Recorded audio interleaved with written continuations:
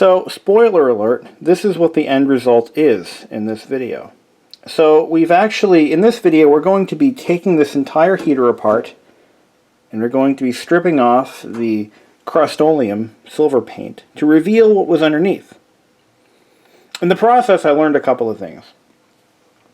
The ornate metalwork that this heater is made of is not solid brass. Yeah, wishful thinking. It's actually cast iron that has been plated. Now, you're going to hear a lot of references to plated in brass, or brass plated, or brass, or simply just plated in brass. I think I said that already. But I believe I misidentified the metal that it was plated in. I believe it is actually plated in nickel, not brass. And yes, it is a little bit distressed. You can see that there is a little bit of oxidization underneath that's coming through. The plating is worn thin in some spots. That was something I didn't expect, but I kind of like it. I think it gives it character. So yeah, you're going to hear a lot of references to being brass plated. But in fact, I think it's actually nickel plated. So please disregard every time I say the word brass. Think in your head that I mean nickel. Because I don't want to flood the comments box with people correcting me on that. Because I think I figured it out. Okay, on to the show.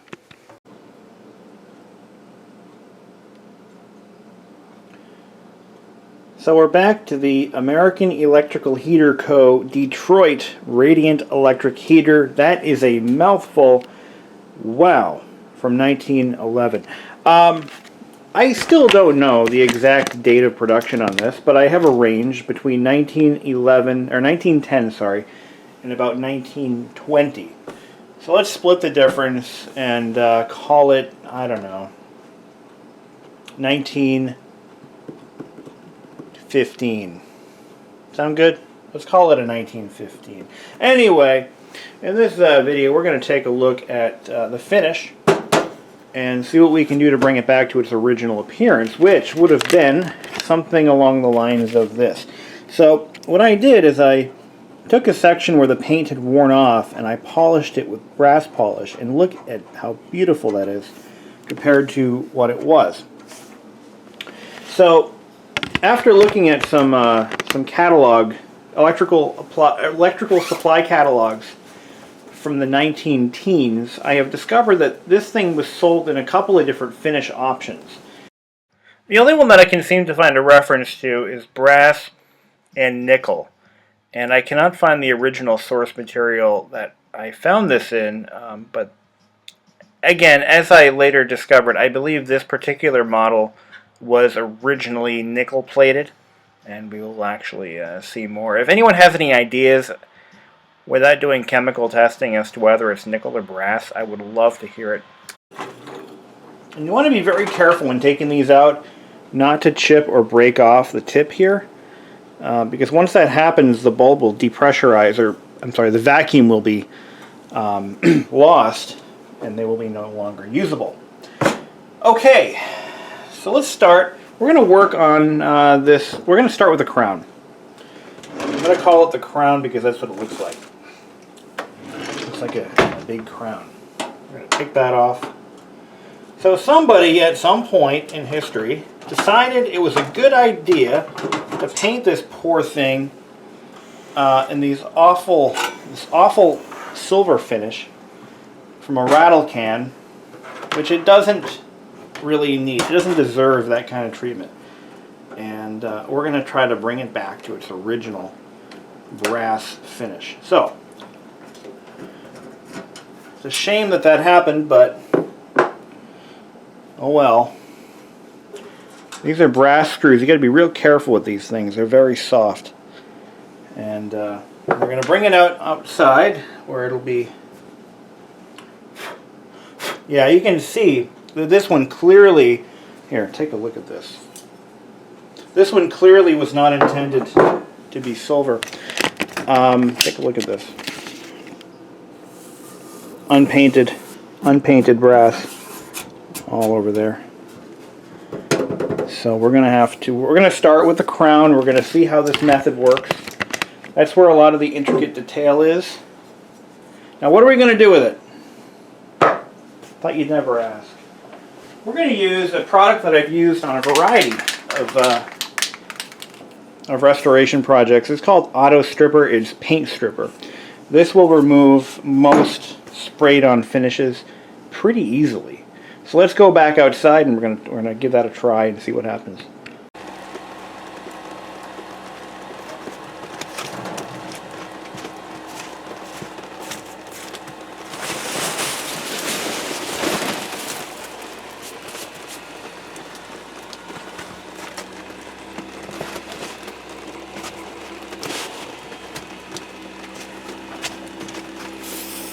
But this stuff has worked over the years on a lot of different things for me. Works very well, very effective. Almost instantly begins to crystallize the paint, and it just starts to dissolve. Works really well. And don't breathe it in. My God, this stuff is horrible.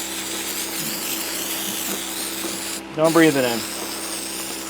Never breathe it in. Now it works best when it's like 70 degrees out. It's not 70 degrees out, but it's already, yeah, it's already, look at that, that just paint's coming right off. So let me get a wire brush and we'll kind of work it off a little bit.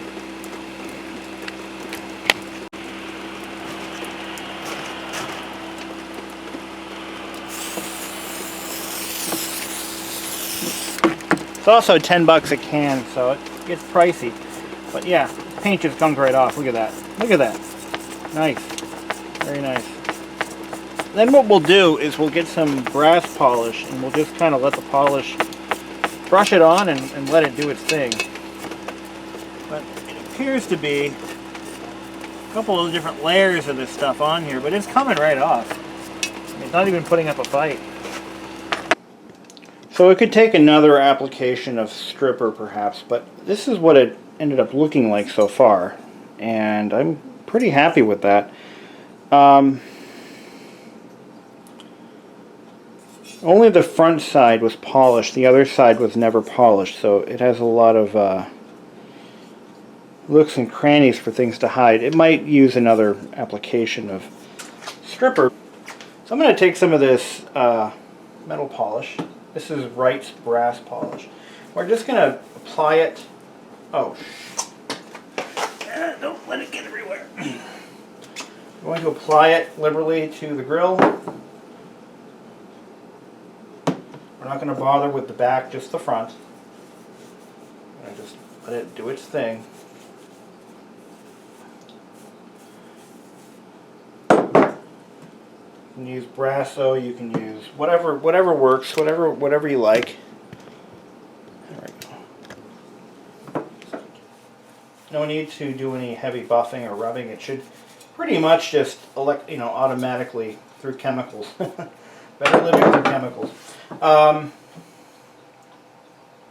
think it actually has an acidic compound in it or something like that. That's how it works.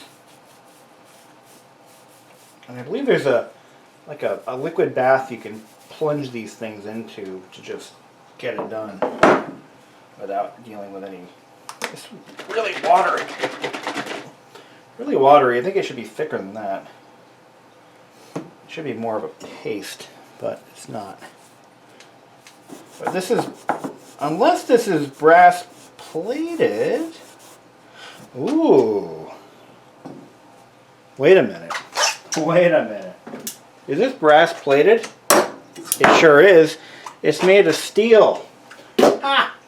I didn't know that. Wait a minute. Like, this doesn't seem right, man. This is not made of brass. This is brass plated. And what we're seeing is where the plating has worn off. Oh my God, I didn't even know that. Wow. No shit. This is steel. Well, alright, for those of you who want to nitpick, it's cast iron. Okay, cast iron. It's plated in nickel. Got it? Good. Thank you. Have a nice day. It's still not bad. I mean, you know, it's a nice antique, but you know, it is what it is. It is what it is. And this, of course, this little dog bone shaped emblem will have to be done too. And is this brass as well, or steel? Steel. Steal the night away. Yeah. Nikes. Well, we'll have to figure something out now, won't we? Let's try another piece. Let's take, I kind of want to do this all in one shot, but I really don't have a good place to work. I have a condo, and it's small, and I don't have a workshop. And the screws, by the way, are not steel. In fact, if I take a magnet, it shouldn't stick to them. Let's see. Yeah, see? These are brass. The rest of it, not so much. So.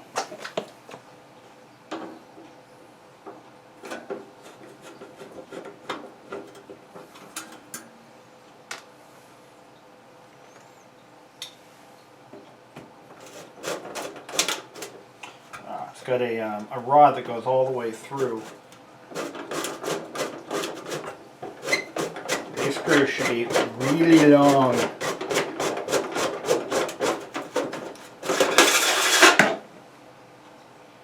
Look at that. Can you even buy screws that long anymore?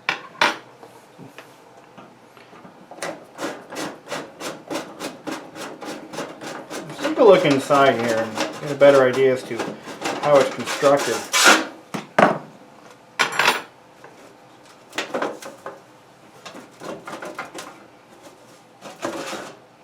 So there's the face.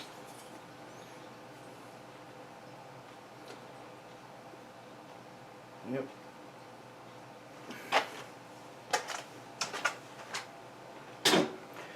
After looking at some catalogs, I learned that there was a get these out of the way here. There was a built-in version you could buy that would be mountable into a wall. It's kind of cool.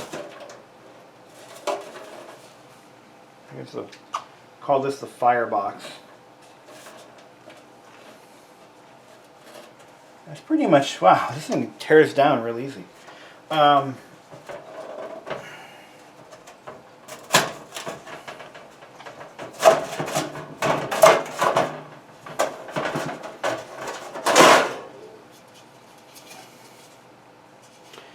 And it looks like,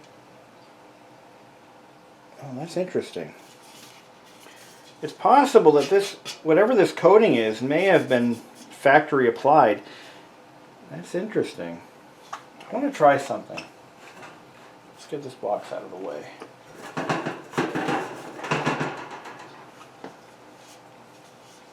wonder if I can polish that up. It might be, see, I thought that somebody had lacquered it with a clear lacquer, but that may not necessarily be true.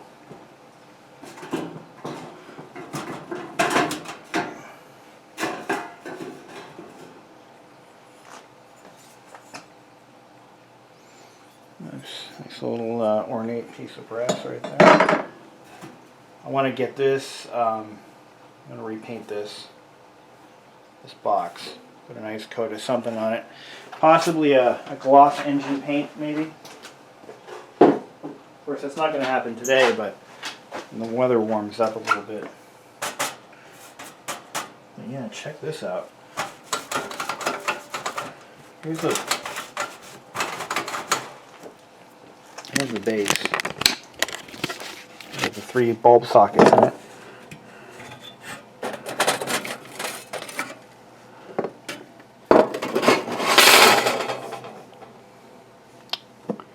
Original wiring, solid copper wire, original insulation.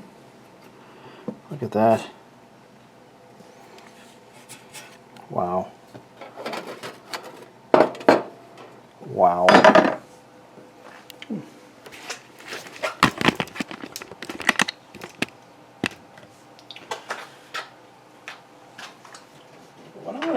I want to try to apply some of this brass polish just to this sheet alone and see what it does without doing any additional work. I just want to see if I can clean it up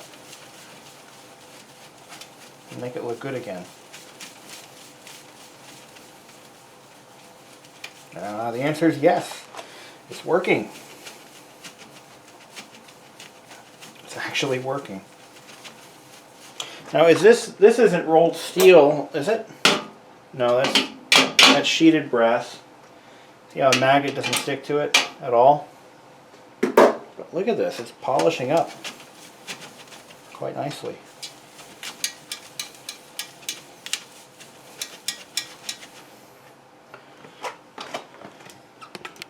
You can see my shiny face in it now.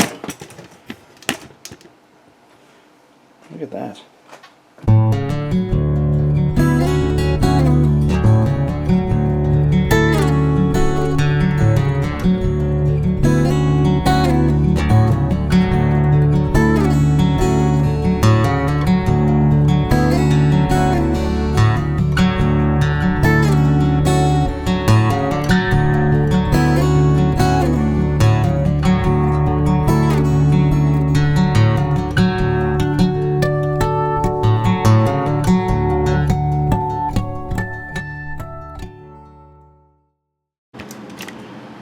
So I think that's about enough for now.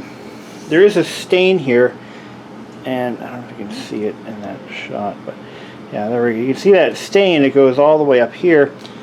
Don't know what that is or was. I'm suspecting it was some kind of a polish that was left on there, and that's what happened to it. There's little spots like that all over it. But overall, I think it's a little nicer now. And the other side is, yeah, like I'm going to polish that, really. But the other side is just as, it looks like some of my polish got on there. I'm going to wipe that off. So what we'll do is I'm going to take this pick and just try to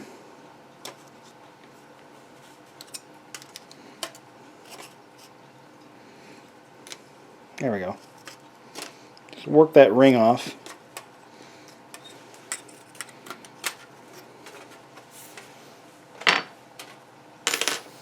That wasn't so bad.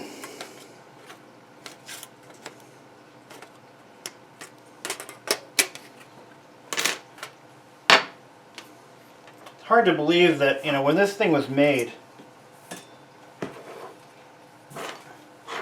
the flu epidemic of 1918 hadn't happened yet. Child labor was not only legal but encouraged. Give the kids something to do while they're waiting to die of polio and the Black Plague. Yeah, we laugh about it now, but they weren't laughing then. Okay, back to this. Now that I got this thing down to its necessaries, you want to be careful when applying. I learned this. See, I always learn the hard way, right? When you're applying brass polish, don't just drizzle it on like you're putting ketchup on a hot dog.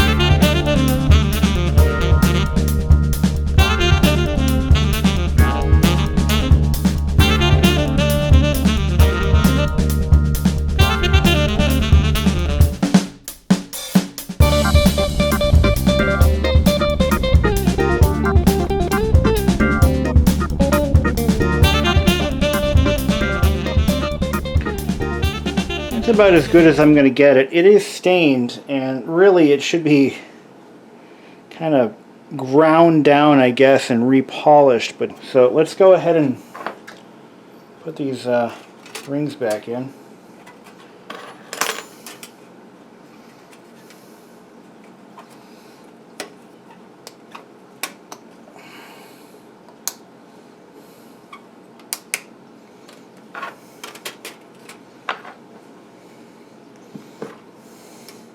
I had the fleeting idea of simply reversing it to the other side, which can be cleaned up very nicely. But I don't want to remove the rivets on the data plate, so I don't have that kind of a riveting device here. The best I can do is pop rivets, which is not acceptable. So we got the trim rings back in place, and that's ready to go back onto the base of the unit. I was delighted to find that the brass on the other pieces is in pretty good shape. I got the paint off of this one, and now we're going to try to polish it. I'm going to use a toothbrush to get into some of the details.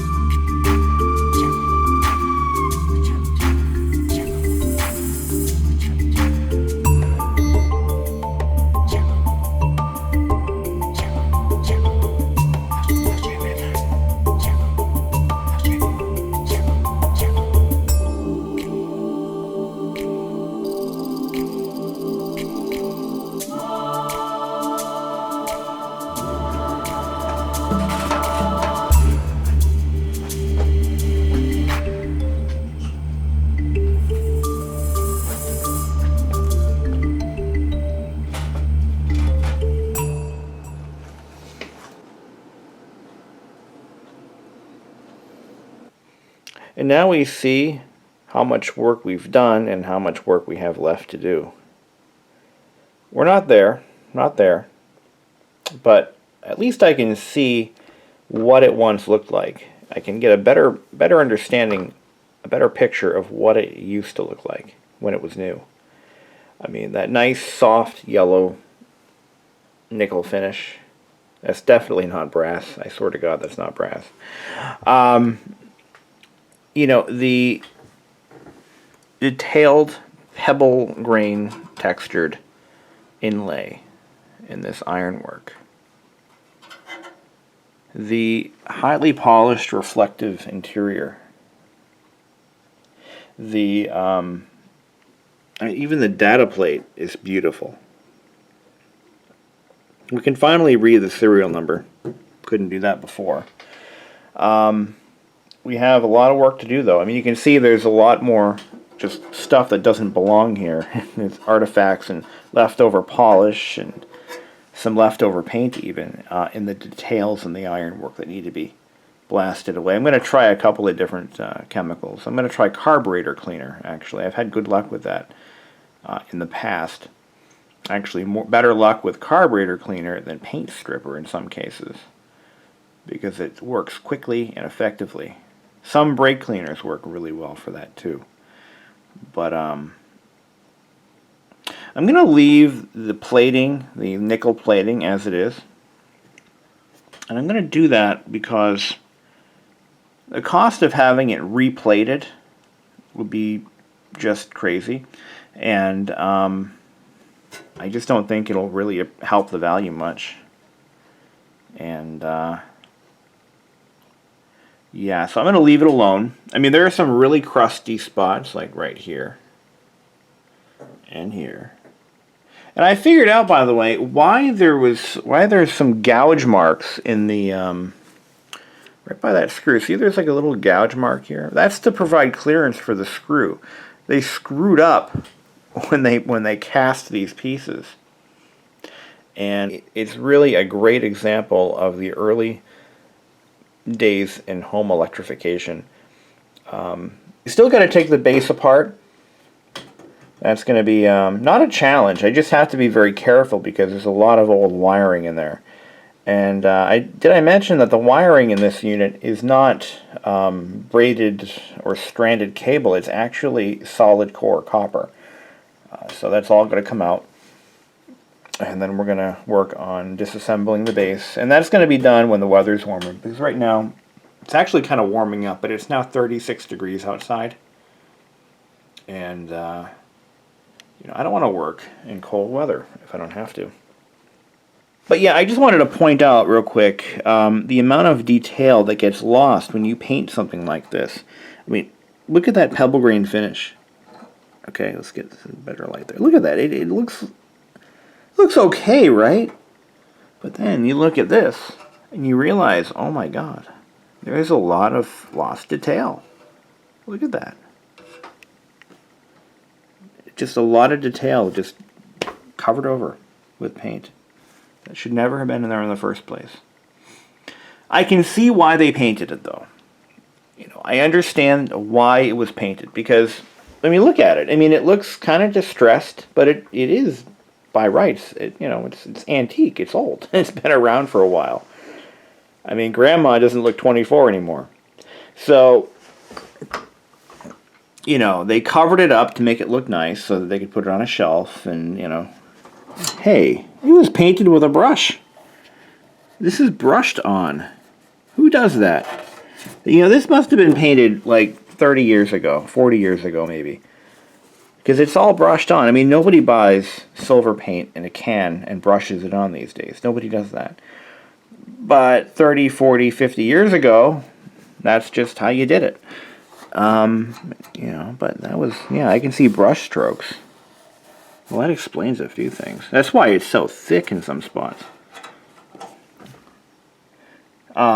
This is actually the same kind of paint they would have used on their radiators in their homes.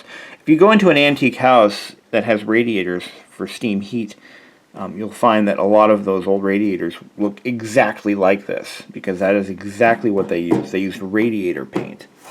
I'm pretty sure. I don't know if it's a special paint for radiators, but that's what it looks like to me. And a lot of those old radiators are made from cast iron that had been plated in a nickel or some other metal, copper, brass. So, yeah. Well, anyway, stay tuned for the finale on this, where I'm going to do a better job of cleaning off of the, you know, cleaning the detailed areas, get that cleaned up a little better. We're going to repaint the box. I'm going to try to remove some of these stains. I found a couple of ideas on the internet involving lemons, and I'm going to give that a try. It's an acidic solution. I hope it doesn't damage anything. I might try it on the back of one of these pieces, just to see how it comes out first. And then maybe give it a nice polish with a polishing compound. I think that would be nice. You know what? I should do that. I should get get some polishing compound and a buffing wheel, and maybe we'll get this back to its, because this can totally be brought back to a better finish. This can happen. There's no reason it can't. It's all there. It's solid brass, so it's not plated or anything. So I think we'll have some fun with that. Until then.